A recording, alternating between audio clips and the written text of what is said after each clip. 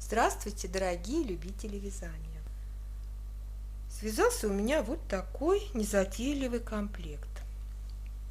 Комплект теплый, хотя уже скоро весна, но у нас в Сибири она будет еще не скоро.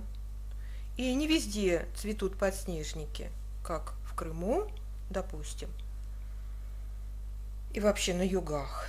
Я думаю, что теплые шапочки еще многие поносят. А началось все с того, что я захотела себе связать шапку из пуха норки. Ну, все вяжут, вяжут, вяжут, уже не один сезон, а я вот как дура без такой шапочки. Купила я эту пряжу. Так как она дорогая, я купила ее только на шапочку. Вернее, я связала две шапки, еще вот такая шапочка.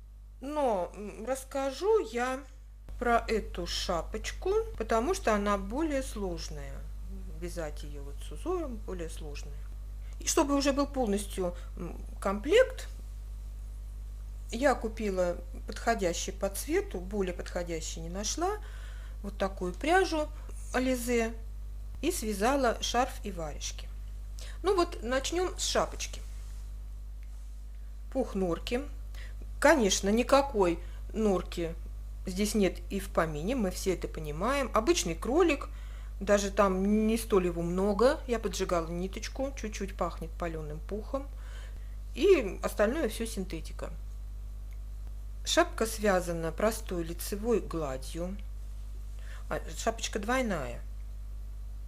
Подклад связан тоже из пряжи Ализе. Шапка связана простой лицевой гладью с узором необычный аран. У нас есть мастер-класс по вязанию этого узора. Посмотрите, как он красиво смотрится. Очень оригинальная, необычная коса. Ссылку на мастер-класс по вязанию узора смотрите под этим роликом. Вязала я шапочку в 4 основных нити плюс 2 добавочные. Ушло у меня на нее 80 грамм.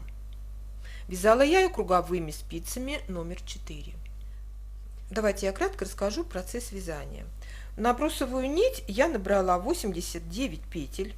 Одну петлю для замыкания в круг, получилось 88. Главное, чтобы делилось на 4, чтобы нам закрыть макушку. Чтобы количество петель делилось на 4. Так, замкнула в круг, отделила маркерами 26 петель для узора. Вот, узор связан на 26 петлях, это таран. И остальное я вязала лицевыми петлями. Прямо я вязала 13 сантиметров.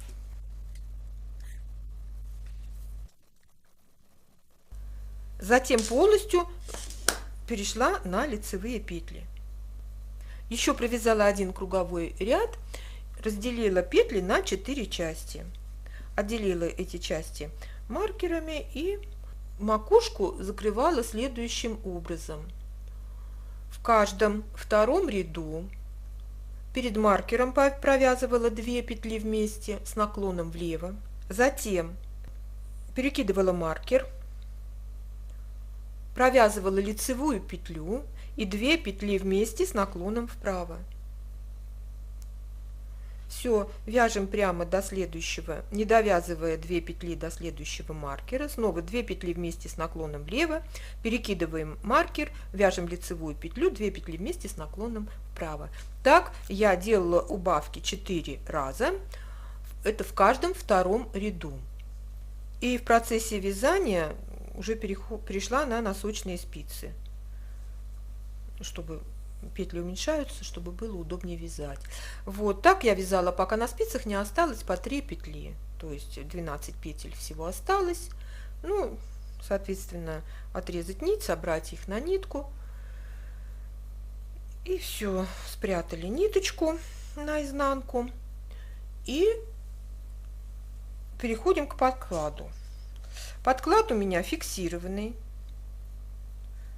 Отплетаем бросовую нить и провязываем один ряд изнаночными петлями для фиксации, чтобы вот был такой вот фиксированный отворот.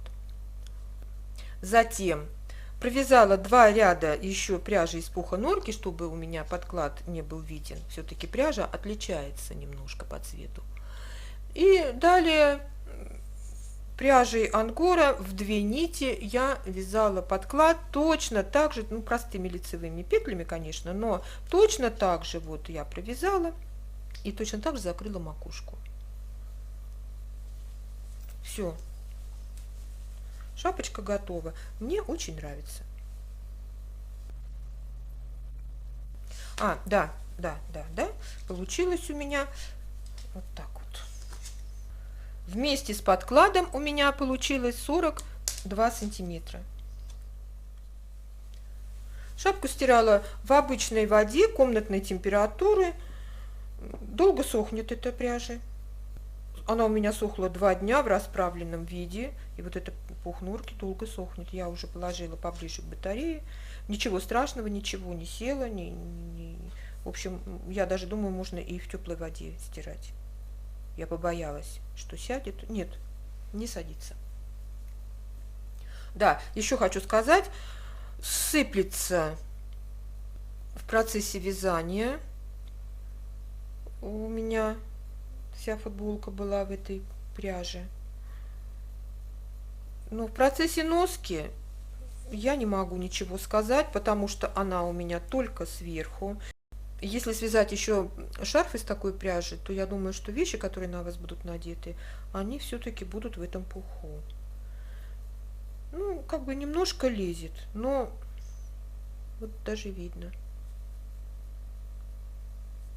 Для шапочки пряжа очень хороша, но не более. Я бы не хотела, так, допустим, такой свитер. Это его одеть и ходить, растопырив руки, ни к чему не прикасаясь и ни к кому не прикасаясь.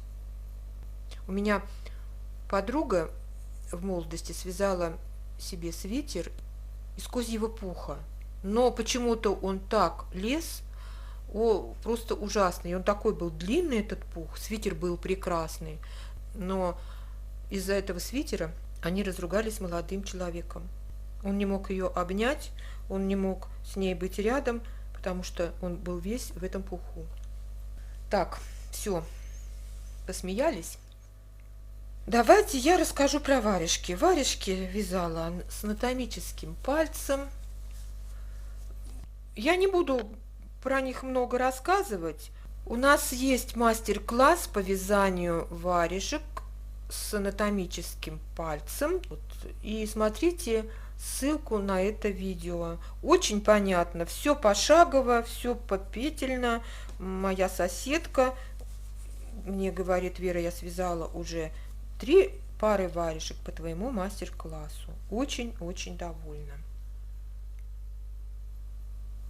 Я описание на шапочку, на словесное описание, на варежки оставлю в Инстаграме.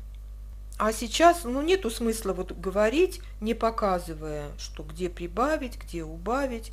В общем, смотрите видео и смотрите описание, будет в Инстаграме. Так, все, варежки рассказала. И шарфик. Шарфик очень-очень простой. Вязала в 2 нити. Да, кстати, варежки я вязала спицами номер 3. Шарф я вязала спицами номер 5. Набрала 46 петель и так распределила: 28 петель резинкой 2 на 2, затем идет 2 изнаночных, 8 лицевых, это вот петли косые, снова 2 изнаночных, 2 лицевых и 2 изнаночных и кромочные петли.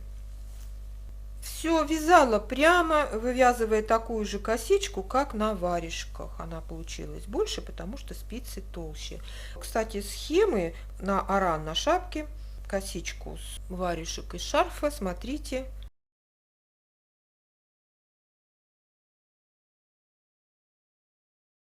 И длина шарфа у меня получилась 130 сантиметров. Больше мне не надо. Мне нужен был шарф просто под пуховик, прикрыть горло.